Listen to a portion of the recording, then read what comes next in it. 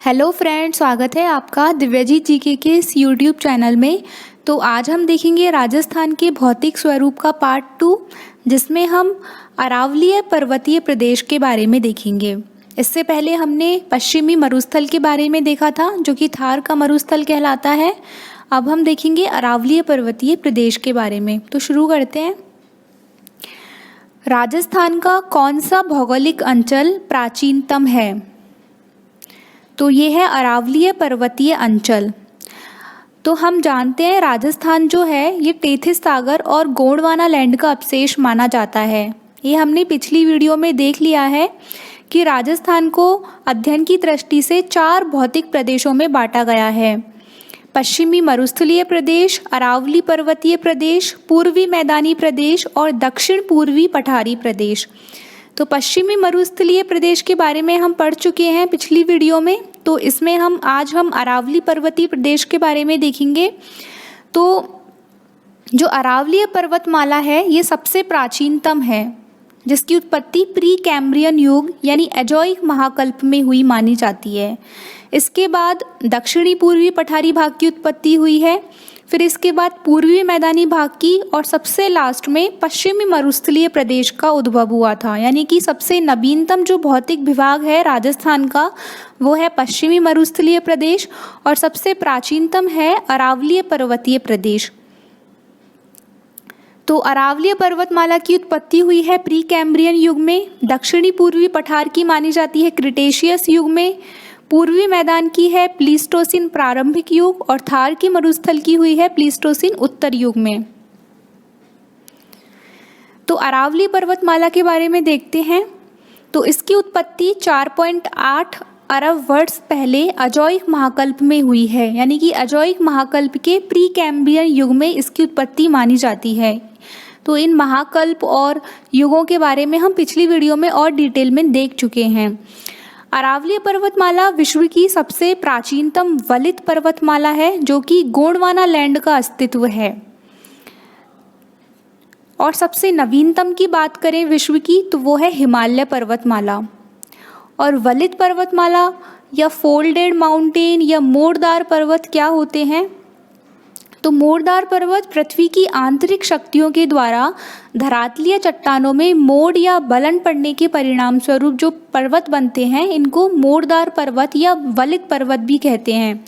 जैसे कि इनके एग्जाम्पल हैं यूरोप के एल्प्स पर्वत, दक्षिणी अमेरिका की एंडीज पर्वतमाला और भारत की अरावलीय पर्वतीय श्रृंखला मोड़दार पर्वत के उदाहरण हैं। यानी कि जब 2 टेक्टोनिक प्लेटें पृथ्वी के अंदर एक दूसरे की ओर सरकते हुए आगे बढ़ती हैं और एक दूसरे से टकराती हैं, तो उन प्लेटों में से कोई एक टकराकर ऊपर की ओर मुड़ने लगती है।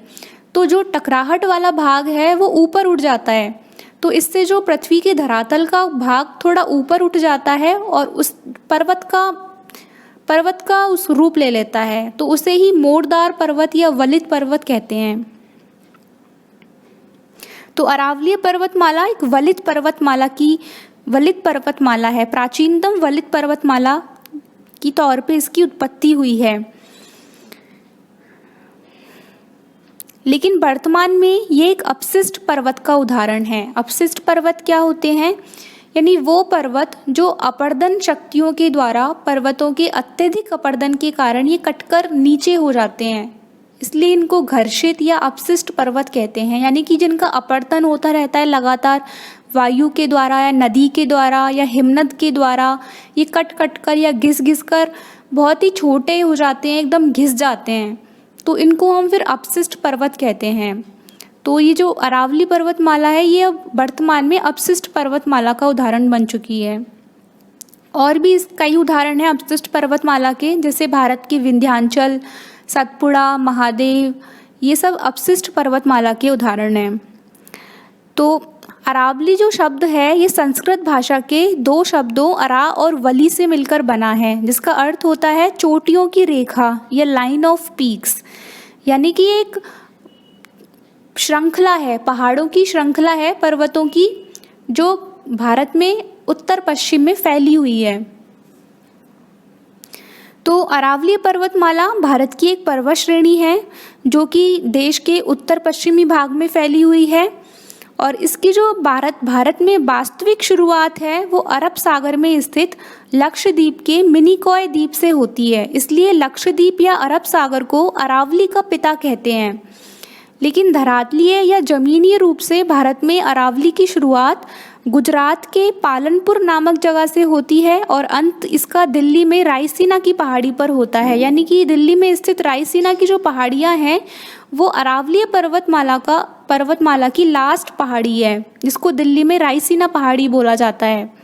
इस दौरान अरावली पर्वतमाला भारत के कुल 4 राज्यों में से होकर गुजरती है, यानी कि गुजरात से राजस्थान, हरियाणा और अंत इसका होता है दिल्ली। दिल्ली केंद्र शासित प्रदेश है। तो गुजरात से लेकर दिल्ली तक इसकी टोटल लंबाई है 692 किलोमीटर और औसत ऊंचाई है इसकी 930 मीटर। यानी ये इसकी जो ऊंचाई है वो असमान है, यानी दक्षिण में ये ऊंची है और चौड़ी है, जबकि उत्तर की तरफ जाते हुए इसकी ऊंचाई और चौड़ाई कम होने लगती है और ये लास्ट में दिल्ली में जाकर के मैदान में विलीन हो जाती है।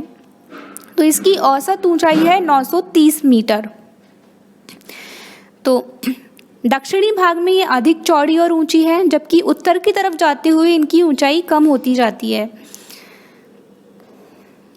और अरावलीय प्रदेश की जो जलवायु है वो उपार्द्र जलवायु है और वार्षिक जो वर्षा का औसत है वो 50 से 90 सेंटीमीटर है।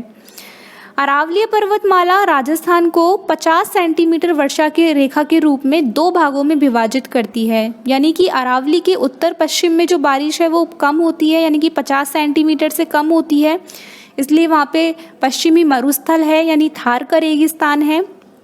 और इसके दक्षिण पूर्व में बारिश अधिक होती है, इसलिए वो भाग मैदानी और हरा भरा भाग है। इसलिए दक्षिणी और अरावली की जो दक्षिणतम भाग है, यानी कि दक्षिणी पहाड़ियों में बहुत ही हरियाली और घने जंगल पाए जाते हैं क्योंकि यहाँ पे बारिश ज़्यादा होती है, जबकि अरावली के उत्तर वाला जो क्षेत्र है ये बहुत ही रेतीला और पथरीला है क्योंकि यहाँ पे बारिश कम होती है। अरावली पहाड़ियों के अलग अलग जगहों पर अलग अलग नाम हैं, जैसे कि उदयपुर में इनको जग्गा की पहाड़ियाँ बोला जाता है, अलवर में हर्षनाथ की पहाड़ियाँ, दिल्ली में रायसीना के नाम से जाना जाता है और हरियाणा में डोसी पर्वत के नाम से जाना जाता है। अरावलीय पर्वतमाला को महान भारतीय जल विभाजक रेखा भी कहा जाता है क्योंकि हम जानते हैं हमारे राजस्थान में कई नदियों की उत्पत्ति होती है अरावलीय पर्वतमाला से।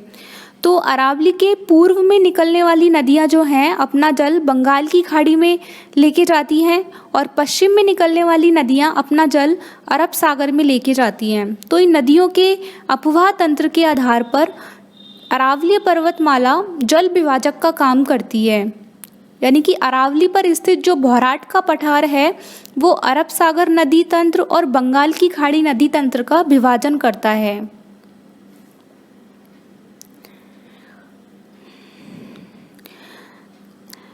अरावली की जो चट्टानें हैं वो आग्नेय, अपसादी, कायांतरित या ग्रेनाइट चट्टानों से मिलकर बनी हुई हैं, इसलिए इनमें बहुत सारे खनिज बहुतायत मात्रा में पाए जाते हैं।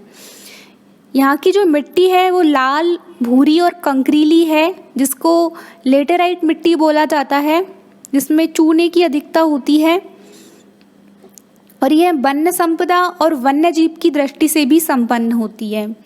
अरावलीय पर्वतमाला को आदिवासियों की आश्रय स्थली कहा जाता है।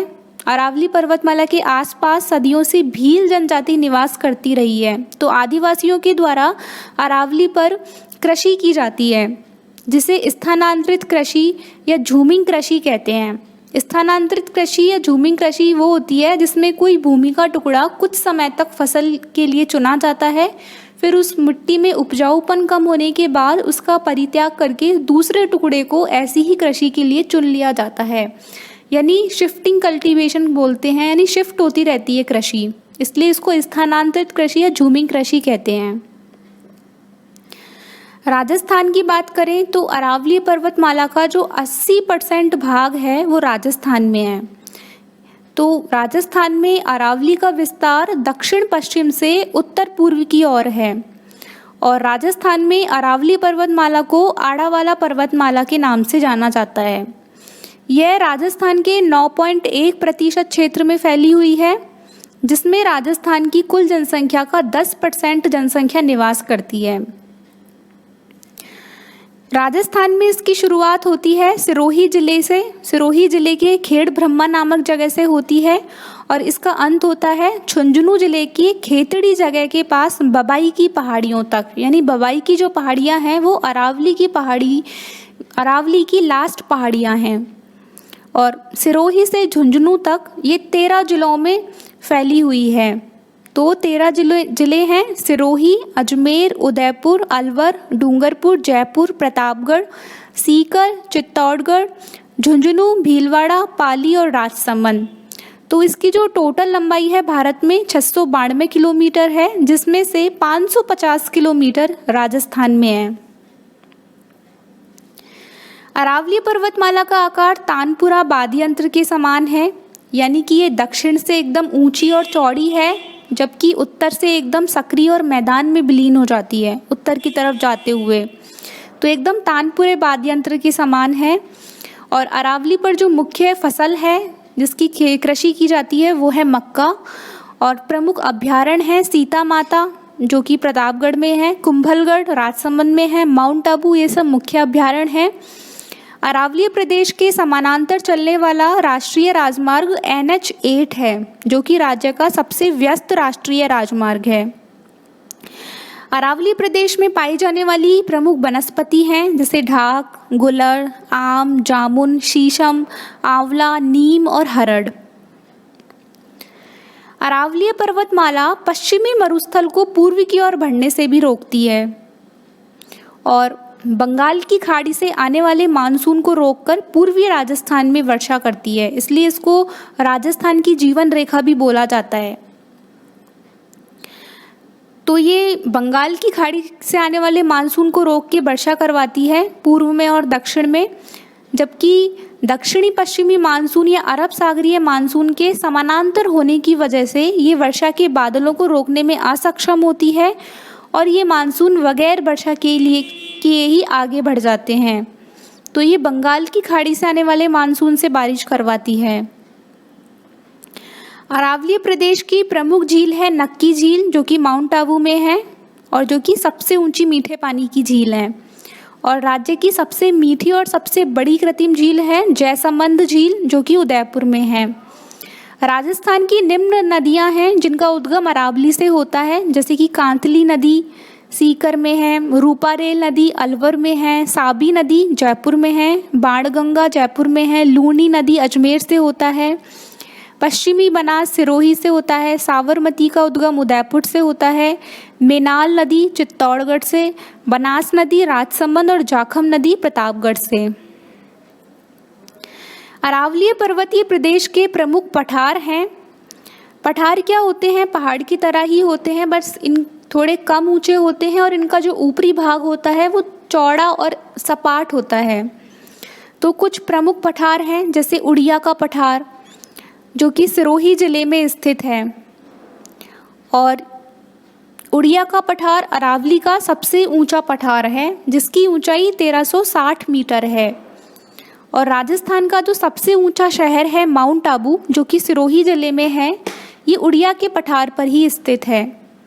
और जो सबसे ऊंची मीठे पानी की झील है नक्की झील, वो भी उड़िया के पठार पर ही स्थित है माउंट आबू में। दूसरा है आबू का पठार, जो भी सिरोही जिले में स्थित है और ये दूसरा सबसे ऊंचा पठार है, जिसकी ऊंचाई है 1295 मीटर। फिर है भौराट का पठार, जो कि राजसमंद और उदयपुर के मध्य स्थित है और ये तीसरा सबसे ऊंचा पठार है, जिसकी ऊंचाई है 1225 मीटर। भौराट का पठार अरब सागर और बंगाल की खाड़ी के मध्य जल विभाजक का कार्य करता है। फिर है ऊपरमाल का पठार, जो कि भीलवाड़ा और चित्तौड़गढ़ के मध्य स्थित है। फिर है मेसा का पठार, जो कि चित्तौड़गढ़ में स्थित है और इस पठार पर ही चित्तौड़गढ़ का दुर्ग स्थित है। फिर है मानदेसरा का पठार, जो कि चित्तौड़गढ़ में स्थित है। फिर है लसाड़िया का पठार, उदयपुर में स्थित है और ये राजस्थान का सबसे कटाफटा और ऊबड़ खाबड़ पठार है। फिर है देश हरोका का पठार, जो कि उदयपुर में स्थित है और जरगा और रागा की पहाड़ी के मध्य स्थित है। फिर है भोमट का पठार, उदयपुर, डूंगरपुर और बांसवाड़ा में स्थित है। फिर है काकनवाड़ी का पठार, अलवर जिले में स्थित है। काकनवाड़ी दुर्ग और भानगढ़ दुर्ग काकनवाड़ी के पठार पर ही स्थित हैं।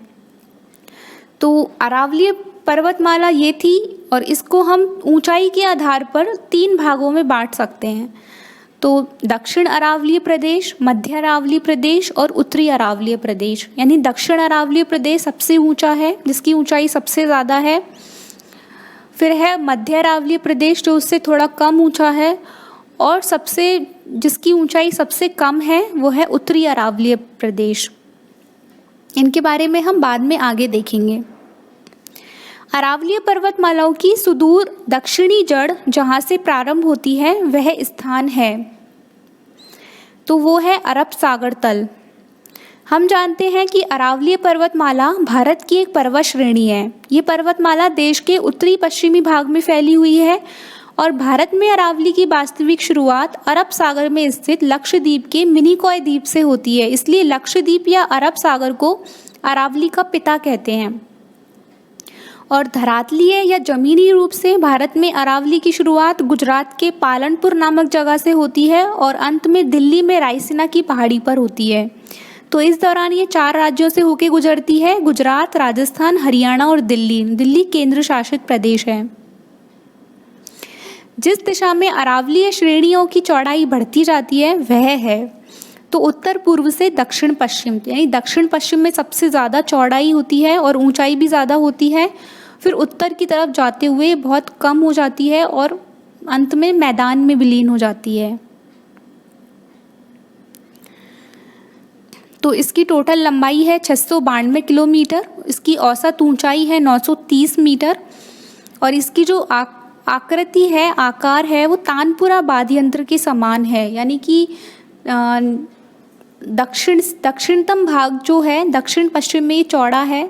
जिस तरीके से वाद्य यंत्र नीचे से चौड़ा है, उसी तरीके से अरावलीय पर्वतमाला भी दक्षिण पश्चिम में एकदम चौड़ी है और ऊंचाई भी ज़्यादा है, और उत्तर पूर्व की ओर जाते हुए बहुत ही ऊंचाई कम हो जाती है और इसकी चौड़ाई भी कम हो जाती है। तो यह पर्वत श्रेणी गुजरात के अहमदाबाद और राजस्थान के अजमेर और जयपुर से होती हुई हरियाणा के दक्षिणी भाग में प्रवेश करती हुई दिल्ली के दक्षिणी भाग तक जाती है, और दिल्ली पहुंचने पर इसकी ऊंचाई बेहद कम हो जाती है और ये मैदान में विलीन हो जाती है। अरावली पर्वत का विस्तार है तो ये गुजरात के पालनपुर से शुरू होती है और दिल्ली तक इसका अंत होता है। दिल्ली की रायसीना की पहाड़ी जो है इसकी लास्ट पहाड़ी है, और इसकी टोटल लंबाई है 692 किलोमीटर। अरावलीय पर्वतमाला दक्षिणी पश्चिम में राजस्थान के किस जिले से प्रारंभ होकर उत्तर पूर्व जाती है? तो ये राजस्थान में सिरोही से प्रारंभ होती है। तो हम जानते हैं भारत के कुल 4 राज्यों से होकर गुजरती है: गुजरात, राजस्थान, हरियाणा और दिल्ली, जिसका 80% जो भाग है वो राजस्थान में है। तो राजस्थान में इसका विस्तार है दक्षिण पश्चिम से उत्तर पूर्व की ओर। तो इसकी शुरुआत होती है सिरोही जिले के खेड़ ब्रह्मा नामक जगह से और अंत होता है झुंझुनू जिले के खेतड़ी जगह के पास बबाई की पहाड़ियों तक। तो ये टोटल राजस्थान में 13 जिलों से होकर गुजरती है, और राजस्थान में इसकी कुल लंबाई है 550 किलोमीटर। राजस्थान में अरावलीय पर्वतमाला की कुल लंबाई है तो अभी हमने पढ़ा 550 किलोमीटर, और टोटल लंबाई है 692 किलोमीटर। राजस्थान के अरावलीय प्रदेश में राज्य के कुल कितने जिले सम्मिलित किए गए हैं? तो ये 13 जिले सम्मिलित किए गए हैं, ये हम देख सकते हैं। राजस्थान के निम्न जिलों में से कौन से एक जिले में अरावली पहाड़ी का विस्तार नहीं है? तो सीकर में है, झुंझुनू में है, अलवर में है, जालौर में नहीं है, क्योंकि जालौर में पश्चिम में आ जाता है थोड़ा, तो ये थार के मरुस्थल का विस्तार है जालौर में। अरावलीय पर्वत श्रेणी का विकास किस काल में हुआ माना जाता है? तो हमने पढ़ा कि ये सबसे प्राचीनतम पर्वतमाला है, तो इसका जो विकास है वो प्री कैम्ब्रियन युग में माना जाता है। तो हम जानते हैं कि जो पृथ्वी का भूवैज्ञानिक इतिहास है इसको एजोइक, पैलियोजोइक, मेसोजोइक, सेनोजोइक और नियोजोइक नाम के 5 महाकल्पों में बांटा गया है। फिर इन महाकल्प को आगे कल्प में विभाजित किया गया है और फिर इन कल्प को भी आगे युग में विभाजित किया गया है। तो एजोइक महाकल्प सबसे प्राचीनतम महाकल्प है, जिसमें पृथ्वी पर किसी भी तरीके का जीवन नहीं पाया जाता था। सिर्फ पृथ्वी की उत्पत्ति हुई थी, यानी पृथ्वी की भूपर्पटी का निर्माण हुआ था। महाद्वीप और महासागरों का निर्माण हुआ था प्री कैम्ब्रियन युग में। और जो आधुनिक मानव हैं या होमोसेपियंस हैं, इनकी उत्पत्ति हुई थी क्वाटरनरी युग, जो कि नियोजोइक महाकल्प में आता है, इसमें हुई थी। तो अरावलीय पर्वतमाला जो है इसकी उत्पत्ति एजोइक महाकल्प के प्री कैम्ब्रियन युग में हुई मानी जाती है। और ये मुख्यतः ग्रेनाइट जो कि आग्नेय चट्टान है, नीस जो कि कायांतरित चट्टान है, बेसाल्ट जो कि आग्नेय से कायांतरित जब बनता है तो वो शिस्ट होता है, और बलुआ पत्थर जो कि अपसादी चट्टान से क्वार्टरजाइट की चट्टानों से बनी हुई हैं, जिसमें बहुतायत में खनिज पाए जाते हैं। हम जानते हैं चट्टानें जो होती हैं वो 3 प्रकार की होती हैं, आग्नेय, अपसादी और कायांतरित। आग्नेय चट्टानें वो चट्टानें होती हैं जिनकी उत्पत्ति अग्नि से हुई है, यानी कि ज्वालामुखी के विस्फोट होने से जो लावा निकलता है उसके ठंडा होकर जो जम जाता है तो आग्नेय चट्टान बन जाती हैं। इनमें जीवाश्म नहीं पाए जाते, वनस्पति या जीवाश्म नहीं पाए जाते। जैसे ग्रेनाइट इसका उदाहरण है, बेसाल्ट। फिर इसके बाद है अपसादी चट्टानें। तो अपसादी चट्टानें होती हैं जो कि अपसादों के एक के ऊपर एक जमने से परतों का निर्माण होता है, और जब ये कठोर हो जाते हैं तो चट्टान का स्वरूप ले लेते हैं। अपसाद जैसे कि वनस्पति या जीवाश्म हो गए, इन अपसादों के एक के ऊपर एक जमने से एक परतदार संरचना बन जाती है, और फिर जब ये कठोर हो जाते हैं तो एक चट्टान का निर्माण ले लेते हैं। तो ये होते हैं अपसादी चट्टानें। जैसे चूना पत्थर या बलुआ पत्थर, ये सब अपसादी, या कोयला, ये सब अपसादी चट्टानों के उदाहरण हैं, या परतदार चट्टान भी बोलते हैं। फिर है कायांतरित चट्टानें, जो कि आग्नेय और अपसादी चट्टानों के ऊपर उच्च दाब और उच्च ताप से बनती हैं। यानी कि आग्नेय और अपसादी चट्टानों पर जब उच्च दाब और उच्च ताप लगाया जाता है तो वो कायांतरित या रूपांतरित चट्टानों में परिवर्तित हो जाती हैं। तो जैसे कि हो गया सिस्ट, फिर है क्वार्टरजाइट, नीस, ये सब कायांतरित चट्टानें हैं। तो इन चट्टानों से मिलकर बनी है अरावलीय पर्वतमाला, जिनमें बहुतायत में खनिज पाए जाते हैं, जैसे कि सीसा, तांबा, जस्ता, ये सारे खनिज इसमें पाए जाते हैं। खानें पाई जाती हैं बहुत सारी। विश्व की प्राचीनतम वलित पर्वतमाला निम्नलिखित में से कौन सी है? तो ये है अरावलीय पर्वतमाला। तो इसका हमने देख चुके हैं वलित पर्वतमाला क्या होती है। वर्तमान में अरावलीय पर्वत विद्यमान है, तो ये अपशिष्ट पर्वत के रूप में विद्यमान है। जब अपर्दन हो जाता है पर्वतों का तो कट जाते हैं, एकदम घिस जाते हैं, तो वो अपशिष्ट पर्वत का रूप ले लेते हैं। इस तरीके से दिखते हैं, बहुत घिस जाते हैं एकदम ही। कौन सा भौतिक प्रदेश राजस्थान की जीवन रेखा कहा जाता है? तो ये है अरावली की पहाड़ियाँ। तो इसको राजस्थान की जीवन रेखा कहा जाता है क्योंकि इसके कई रीज़न हैं। जैसे कि ये प्राकृतिक संसाधनों से भरपूर है, बहुत ज़्यादा इस पे वनस्पतियाँ और खनिज संसाधन बहुत ज़्यादा पाए जाते हैं, खनिज बहुतायत में पाए जाते हैं। और राजस्थान की अधिकतर नदियों का उद्गम भी यहीं से होता है। जैसे कि ये निम्न नदियाँ हैं जिनका उद्गम होता है अरावलीय पर्वतमाला से। और यहाँ पे वन्य जीवों की भी भरमार है, जड़ी बूटियाँ भी बहुतायत में पाई जाती हैं, और ये बंगाल की खाड़ी की तरफ से आने वाले मानसून को रोकती हैं, और इससे पूर्वी और दक्षिणी राजस्थान में बारिश होती है।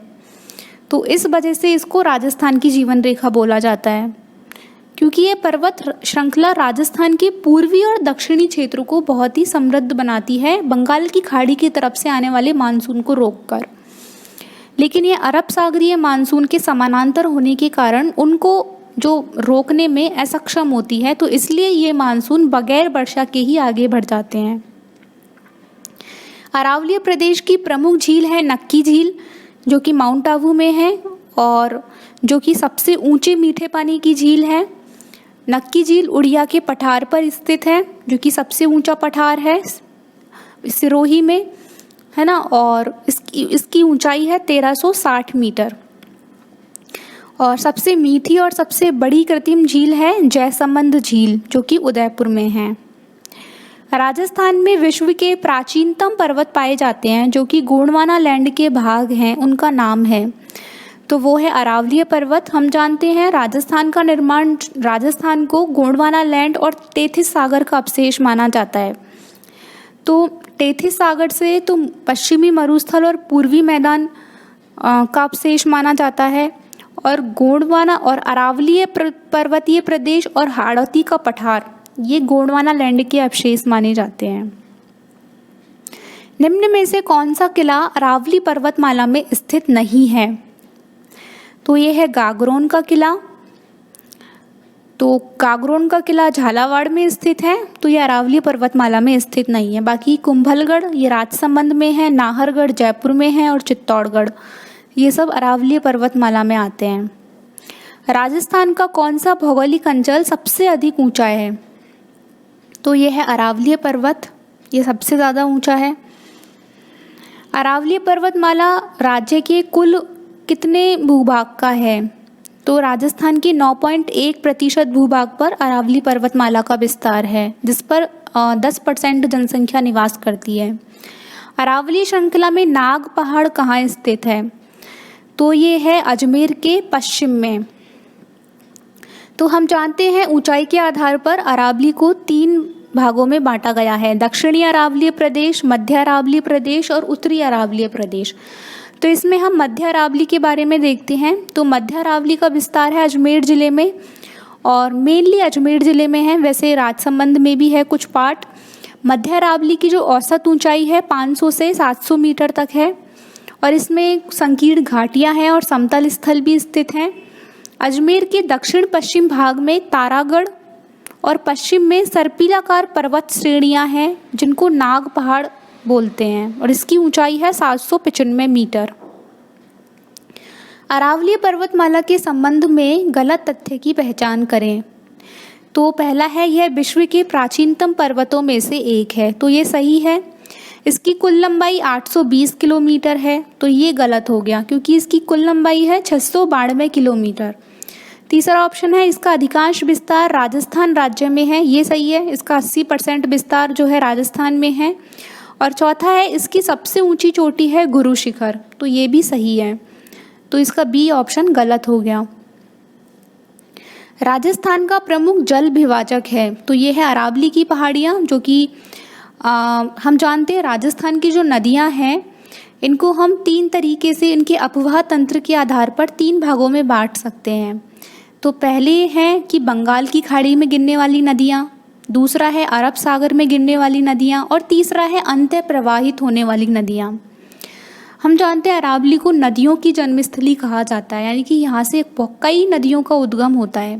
पहले इनके बारे में देख लेते हैं। बंगाल की खाड़ी में गिरने वाली नदियाँ जैसे कि चंबल, बनास, काली सिंध, पार्वती, बाणगंगा, ये सारी नदियाँ अरावली के पूर्वी भाग में विद्यमान हैं, और इनमें कुछ नदियों का उद्गम स्थल अरावली का पूर्वी ढाल और कुछ का मध्य प्रदेश का विंध्याचल पर्वत है।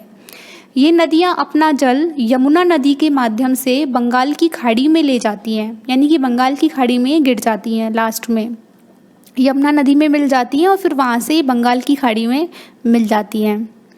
दूसरा है अरब सागर में गिरने वाली नदियाँ, जैसे लूनी, माही, लूनी का उद्गम होता है अजमेर से, माही, साबरमती, ये सब अरब सागर में जाकर के गिरती हैं।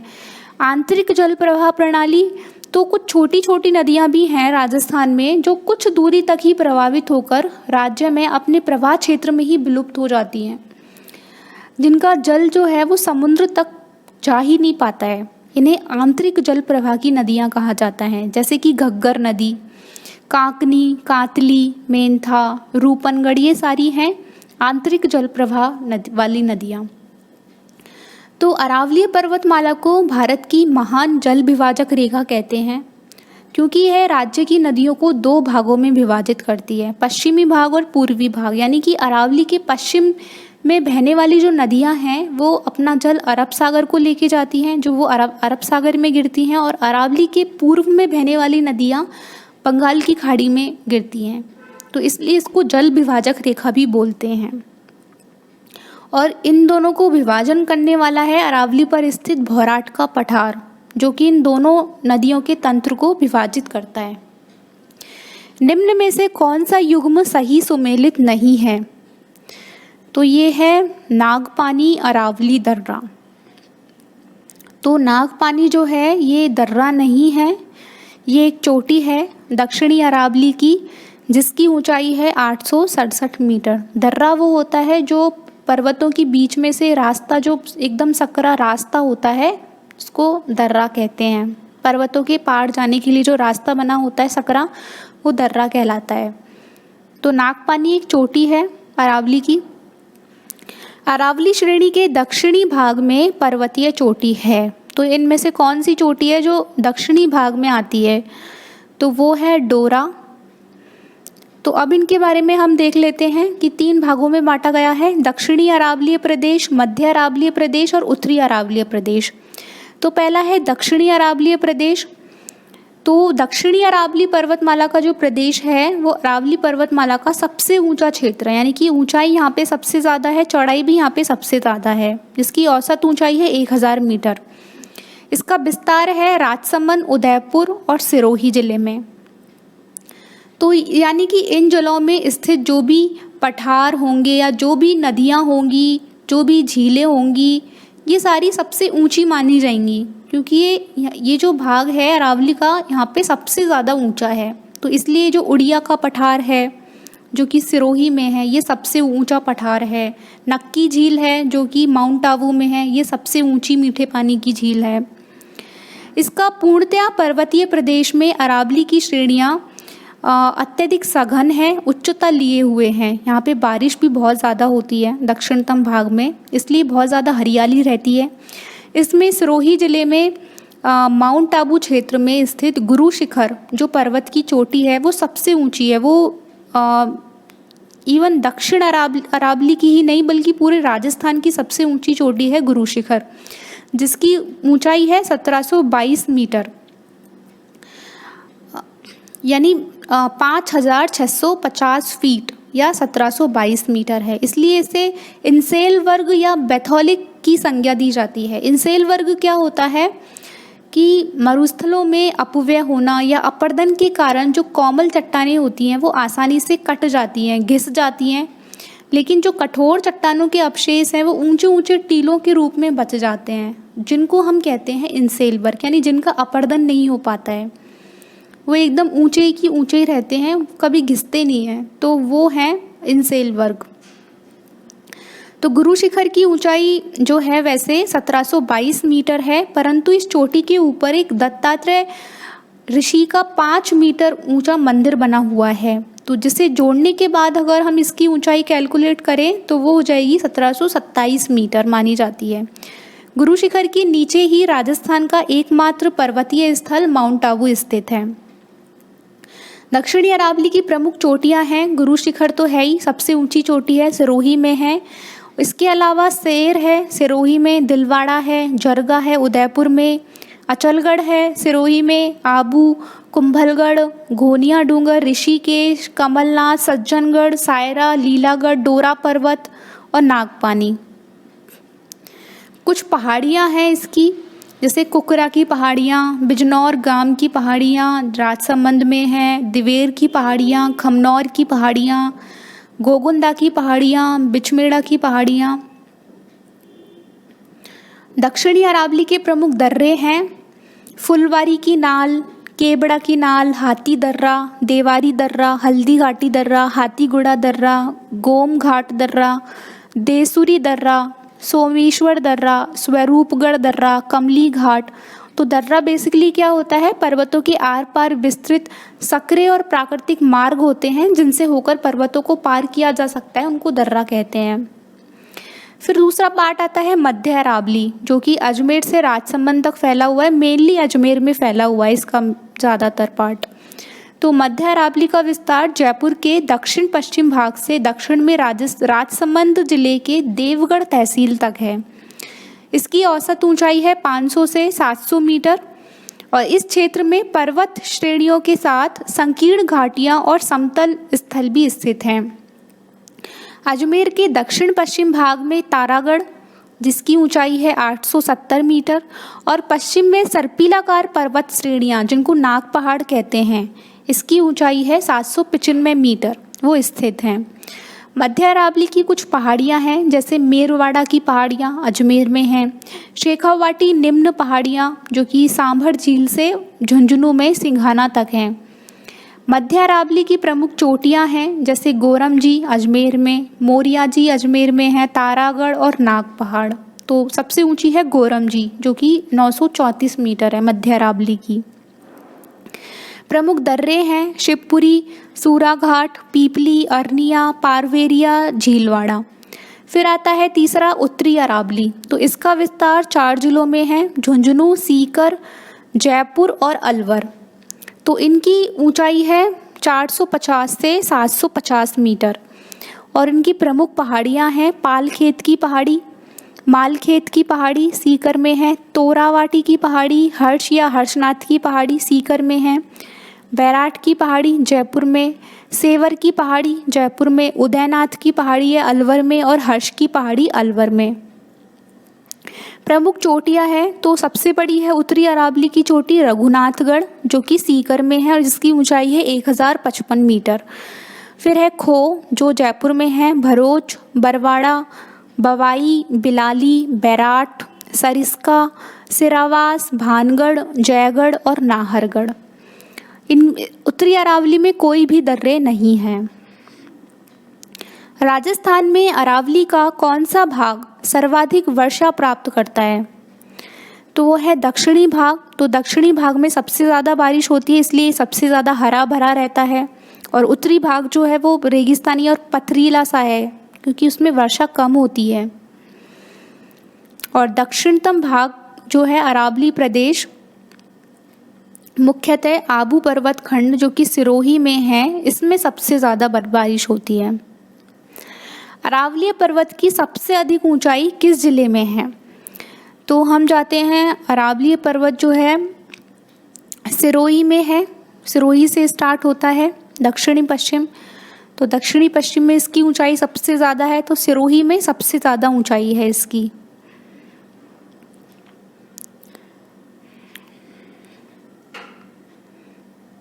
अरावली प्रदेश का भाग नहीं है, तो विंध्यन खंड नहीं है क्योंकि ये विंध्याचल पर्वत का भाग है, मध्य प्रदेश में आता है। निम्न में से कौन सी चोटी या श्रृंखला दक्षिण अरावली में अवस्थित है? तो ये है अचलगढ़। तो दक्षिण अरावली की और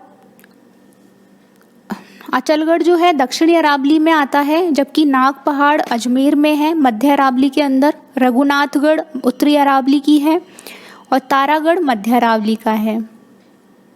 मध्य अरावली का न्यूनतम उच्चावत क्षेत्र कौन सा है? तो ये है सांभर क्षेत्र। तो ये हमने पढ़ चुके हैं ऑलरेडी कि शेखावाटी में निम्न पहाड़ियाँ हैं सांभर से झुंझुनू तक। तो सांभर क्षेत्र में न्यूनतम उच्चावत क्षेत्र है मध्य अरावली का। भानगढ़ और सिरावास श्रेणियाँ कहाँ स्थित हैं? तो ये है उत्तरी अरावली में, सिरावास अलवर में है जबकि भानगढ़ भी अलवर में है और उनकी ऊंचाई 651 मीटर और 649 मीटर है। निम्नलिखित में से कौन सा अपने आंतरिक प्रवाह के लिए जाना जाता है?